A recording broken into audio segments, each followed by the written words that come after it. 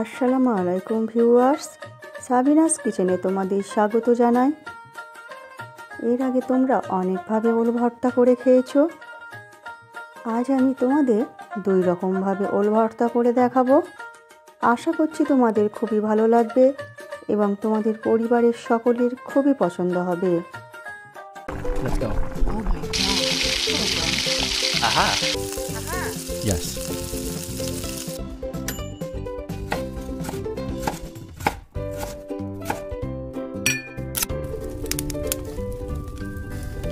Wow. Thank you. আমি 2 চামচ সাদা সর্ষের সঙ্গে 2টো কাঁচা লঙ্কা দিয়ে অল্প করে পানি দিয়ে শিলনোড়ায় বেটে নিচ্ছি। এই সর্ষে শিলনোড়ায় আমি বেটে নিচ্ছি কারণ সর্ষে বাটাটা শুকনো শুকনো হতে হবে। তোমরা চাইলে মিক্সিতেও বাটতে পারো, মিক্সিতে বাটলে একটু পাতলা হয়ে যাবে, তাই আমি শিলনোড়ায় বেটে নিচ্ছি। ভালো করে মসৃণ করে বেটে নিয়েছি। এরপর ওল আমি সেদ্ধ করে নিয়েছি, নিয়ে হাত দিয়ে ভালো করে আমি মেখে নিচ্ছি ওলটা।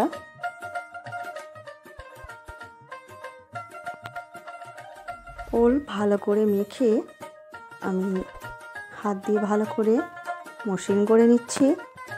এরপর আমি 1.5 চামচ পাতিলেবুর রস দিয়ে দেব।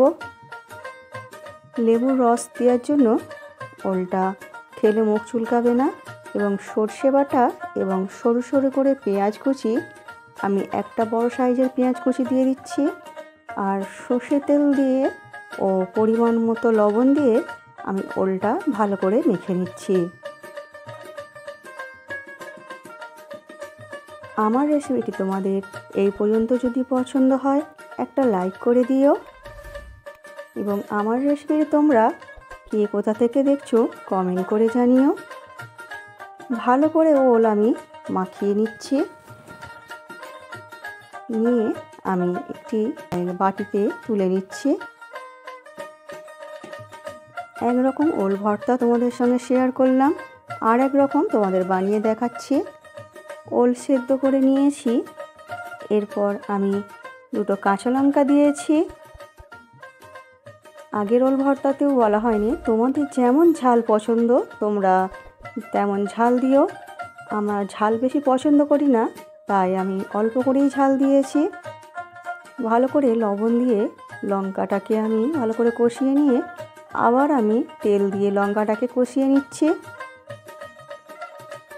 কষিয়ে নিয়ে আমি পেঁয়াজ কুচি, একটা বড় সাইজের পেঁয়াজ কুচি নিয়ে নিয়েছি। পেঁয়াজ কুচি দিয়ে আবার আমি কষিয়ে নিচ্ছি।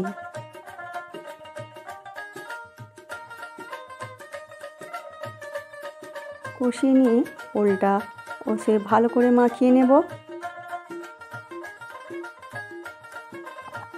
আমার রেসিপিটি তোমাদের কেমন লাগলো কমেন্ট করে জানিও এবং তোমাদের বন্ধু বান্ধবের মাঝেও শেয়ার করে দিও।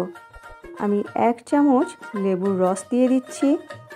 2টো ওল ভর্তাতেই আমি লেবুর রস দিয়েছি, এটা কিন্তু একই, তোমরা এটা খেয়াল করে দেখো। ওল ভর্তাতে লেবুর রস দিতেই হবে। ভালো করে মেখে নিয়েছি, নিয়ে আমি একটি জায়গায় আবার তুলে নিচ্ছি। আমার রেসিপিটি তোমাদের পছন্দ হলে সাবস্ক্রাইব করে পাশে থেকো এবং আমার রেসিপিটি শেষ পর্যন্ত দেখার জন্য অনেক অনেক ধন্যবাদ রইল।